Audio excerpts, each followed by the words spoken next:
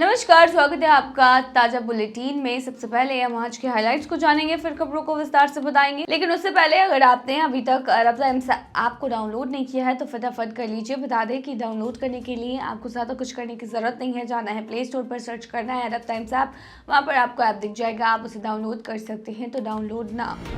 भारत और यूएई के रिश्ते हुए और भी मजबूत। यूएई भारत के मंत्रियों ने अबू धाबी में की बैठक। अगर ऑनलाइन करते हैं खरीदारी तो हो जाए सावधान। शारजाह में सड़क हादसा, घायल एशियाई प्रवासी को एयर एम्बुलेंस से पहुंचाया अस्पताल। भारतीय हिंदुओं के लिए खोला मक्का और मदीना का द्वार। बागपत में बरौद में बड़ा हादसा, जैन मान स्तंभ की सीढ़ियां ढही, 60 श्रद्धालुओं की मौत, 80 घायल। क्या है आज के रियल रेट्स, क्या है आज के गोल्ड रेट्स और क्या है आज के दिरहम रेट्स, आखिर में हम जानेंगे। चलिए खबरों को विस्तार से बताते हैं। तो बता दें, भारत और यूएई के रिश्ते और भी मजबूत होने वाले हैं। यूएई भारत के मंत्रियों ने अबू धाबी में बैठक की है। यूएई के उप प्रधानमंत्री और विदेश मंत्री शेख अब्दुल्ला बिन जायद अल नहयान और भारत के विदेश मंत्री डॉक्टर एस जयशंकर ने अबू धाबी में मुलाकात की। इस दौरान उन्होंने यूएई और भारत के बीच दोस्ती और रणनीतिक साझेदारी पर चर्चा की। बैठक में दोनों ने आर्थिक, व्यापार, निवेश और सांस्कृतिक क्षेत्रों समेत कई क्षेत्रों में रिश्तों को और मजबूत करने के तरीकों पर बात की है। शेख अब्दुल्ला जयशंकर ने क्षेत्रीय और अंतर्राष्ट्रीय मुद्दों पर भी चर्चा की और अपने विचार साझा किए हैं। शेख अब्दुल्ला ने भारत के गणतंत्र दिवस पर भारतीयों को बधाई दी और देश की तरक्की और खुशहाली की कामना की है। अगर ऑनलाइन करते हैं खरीदारी तो हो जाए सावधान। यूएई साइबर सिक्योरिटी काउंसिल ने शॉपिंग सीजन में बढ़ती ऑनलाइन धोखाधड़ी को लेकर लोगों को सतर्क किया है और सुरक्षित ऑनलाइन शॉपिंग के लिए जरूरी सावधानियों पर भी जोर दिया है। काउंसिल ने सलाह दी है कि खरीदारी करते समय डिजिटल वॉलेट या क्रेडिट कार्ड जैसी सुरक्षित पेमेंट विधियों का इस्तेमाल करें। केवल भरोसेमंद और HTTPS प्रमाणित वेबसाइट से ही शॉपिंग करें और किसी भी अनजान लिंक पर क्लिक करने से बचें। उन्होंने चेतावनी दी है कि फेक शॉपिंग ऑफर्स और भारी छूट के मैसेज लोगों को जल्दी फैसला लेने के लिए प्रेरित करते हैं, जिससे साइबर फ्रॉड का खतरा बढ़ जाता है। सुरक्षित ऑनलाइन शॉपिंग के लिए काउंसिल ने सुझाव दिया है कि संदिग्ध लिंक से बचें, शॉपिंग वेबसाइट का URL स्वयं टाइप करें और हर लेन देन के लिए मल्टी फैक्टर ऑथेंटिकेशन का उपयोग करें। इसके अलावा SSL एंटीक्रिप्ट और वेरीफाइड प्लेटफॉर्म पर ही पेमेंट करें और नियमित रूप से अपने बैंक स्टेटमेंट की जांच करें ताकि किसी भी अनजाने ट्रांजैक्शन का पता चल सके। साइबर धोखाधड़ी के बढ़ते मामलों को देखते हुए यह जरूरी है कि लोग सावधानी बरतें और अपनी व्यक्तिगत जानकारी और बैंक डिटेल सुरक्षित रखें। काउंसिल का कहना है कि ऑनलाइन खरीदारी करते समय सतर्कता और सही उपाय अपनाना बेहद आवश्यक है। शारजाह में सड़क हादसा, घायल एशियाई प्रवासी को एयर एम्बुलेंस से पहुंचाया अस्पताल। शारजाह के अल बादेर इलाके में एक मोटरसाइकिल दुर्घटना में मामूली रूप से घायल हुए 36 साल के एक व्यक्ति को एयर एम्बुलेंस की मदद से अस्पताल पहुंचाया गया। यह आपातकालीन सेवा आंतरिक मंत्रालय के सुरक्षा सहायता महानिदेशालय के एयरविंग विभाग ने प्रदान की है। शारजाह पुलिस के ऑपरेशंस रूम से दुर्घटना की सूचना मिलने के बाद एयरविंग टीम ने तुरंत निकासी अभियान शुरू किया है। घायल व्यक्ति को प्राथमिक चिकित्सा देने के बाद अल धैर अस्पताल पहुंचाया गया, जहां उसे आगे का इलाज दिया जा रहा है। इसी एयर एम्बुलेंस दल ने इससे पहले शारजाह के अल खुदैरा इलाके में हुई एक बड़ी दुर्घटना में भी बचाव अभियान चलाया था। इस हादसे में 2 वाहनों की टक्कर में 25 वर्षीय एशियाई व्यक्ति गंभीर रूप से घायल हो गया था। उसे भी तेजी से अस्पताल पहुंचाया गया। शारजाह पुलिस और एयरविंग की इन सेवाओं से हादसों में घायल लोगों को जल्द से जल्द मदद मिल रही है, जो गंभीर परिस्थितियों में जीवन बचाने में बेहद अहम भूमिका निभाती है। भारतीय हिंदू के लिए खुला मक्का और मदीना का द्वार। मुस्लिम देश सऊदी अरब ने निवेशकों के लिए बड़ा ऐलान किया है। सऊदी में निवेश करने का सपना अब सच हो गया है। देश में निवेश के लिए नए रास्ते खोले गए हैं, जहां मुस्लिम देश में हजारों की संख्या में हर साल भारतीय मुस्लिम हज और उम्रा करने जाते थे। वहीं अब भारतीय हिंदू से लेकर हर मजहब के लोग सऊदी में अब निवेश और कारोबार कर सकते हैं।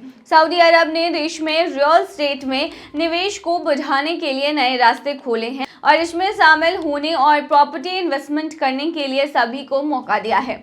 इस स्कीम में हर देश के लोग मक्का और मदीना में अब निवेश के लिए आगे आ सकते हैं। सऊदी अरब गैर सऊदी लोगों को मक्का मदीना में पब्लिकली ट्रेडेड कंपनियों यानी कि पब्लिकली ट्रेडेड कंपनीज में निवेश करने की इजाजत दे रहा है। इसको लेकर हाल ही में कैपिटल मार्केट अथॉरिटी ने बयान जारी किया है। बयान के मुताबिक देश में सोमवार यानी 27 जनवरी से मक्का और मदीना में विदेशियों को प्राइवेट या पब्लिक प्रॉपर्टी वाली फर्म में शेयर और परिवर्तनीय डेब्ट इंस्ट्रूमेंट खरीदने की इजाजत दी जाएगी। हालांकि जहां गैर मुस्लिम सऊदी में अब रियल एस्टेट में निवेश कर सकते हैं, वहीं वो अभी भी सीधे तौर पर देश में संपत्ति नहीं खरीद सकते। कैपिटल मार्केट अथॉरिटी के एक बयान के मुताबिक इस स्कीम में विदेशी निवेशकों सऊदी स्टॉक एक्सचेंज में जिन फर्मों का नाम दर्ज है उनमें शेयर खरीद सकते हैं। इसी के साथ निवेशकों को मक्का और मदीना तक ही सीमित फर्म में निवेश करने की आज़ादी है।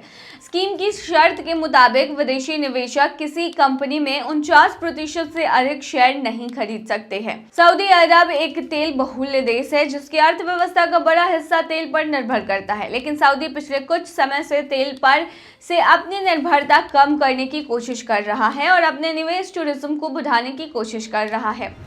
बागपत के बरौत में बड़ा हादसा, जैन मान स्तंभ की सीढ़ियां ढही, 7 श्रद्धालुओं की मौत, 80 घायल। यूपी के बागपत जनपद के बदौत कस्बे में मंगलवार की सुबह बड़ा हादसा हुआ है। भगवान आदित्यनाथ के निर्माण लड्डू पर्व पर मान स्तंभ परिसर में लकड़ी से बना पैर ढह गया। ढही सीढ़ियों के नीचे दबकर 7 श्रद्धालुओं की मौतें हो गई हैं। मरने वालों में 2 महिलाओं समेत 5 व्यक्ति शामिल हैं, जबकि 80 से अधिक श्रद्धालु घायल हो गए। मृतक के शवों का पोस्टमार्टम कराया जाना था, लेकिन इसके विरोध में जमकर हंगामा हो रहा है। समाज परिजन पोस्टमार्टम नहीं चाहते हैं। डीएम एसपी का घेराव किया गया है। तीखी नोकझोंक हुई है। एसपी अर्पित पुलिस बल के साथ मौके पर पहुंचे और वहां पर डटे हुए हैं और राहत बचाव कार्य में जुटे हैं। हादसे में घायल होने वाले में महिलाओं के अलावा पुरुष और बच्चे भी शामिल हैं। वहीं एम्बुलेंस नहीं मिलने पर घायलों को ई रिक्शा में बिठाकर अस्पताल पहुंचाया गया है।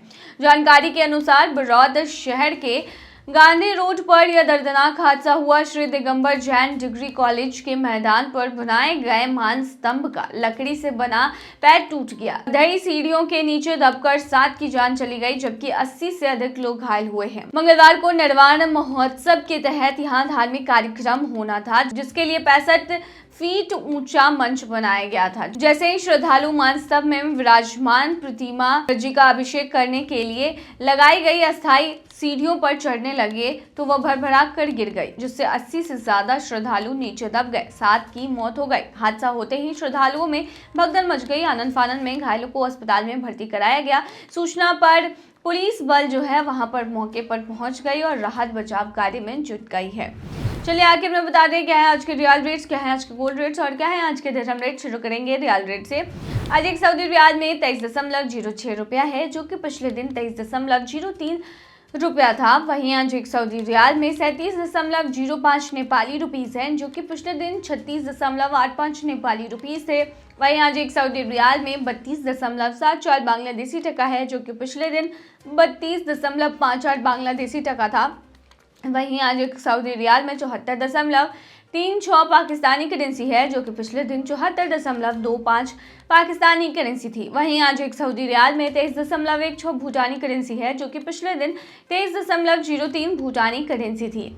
क्या है आज के गोल्ड रेट्स तो बता दें। दुबई में आज 18 कैरेट सोने का दाम 251.60 दिरहम प्रति ग्राम है, जो कि पिछले दिन 253 दिरहम प्रति ग्राम था। यानी कि आज के गोल्ड के रेट की 18 कैरेट की भारतीय मुद्रा में कीमत 5,928 की है। वहीं 22 कैरेट गोल्ड का दाम 307.50 दिरहम प्रति ग्राम है, जो कि भारतीय मुद्रा में 7,245 के होते हैं, जो कि पिछले दिन 309.25 दिरहम प्रति ग्राम की थी। वहीं दुबई में 24 कैरेट सोने के दाम की भारतीय मुद्रा की बात करें तो बता दें ये 332 दिरहम प्रति ग्राम है, जो कि पिछले दिन 334 दिरहम प्रति ग्राम थी।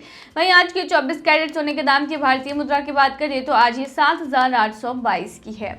क्या है आज के दिरहम रेट, तो बता दें आज ये क्यूआई दिरहम में 23.56 रुपया है, जो कि पिछले दिन 23.52 रुपया था। वहीं आज ये क्यूआई दिरहम में 37.84 नेपाली रुपीस है, जो कि पिछले दिन 37.63 नेपाली रुपीस थे। वहीं एक क्यूआई दिरहम में 33.44 बांग्लादेशी टका है, जो कि पिछले दिन 33.27 बांग्लादेशी टका था। वहीं आज एक क्यूआई दिरहम में 75.95 पाकिस्तानी करेंसी है, जो कि पिछले दिन 75.82 पाकिस्तानी करेंसी थी। वहीं आज एक क्यूआई दिरहम में 23.65 भूटानी करेंसी है, जो कि पिछले दिन 23.52 भूटानी करेंसी थी। तो ये थी आज की ताज़ा बुलेटिन। ऐसे ही ताज़ा अपडेट्स के लिए बने रहिए हमारे चैनल पर।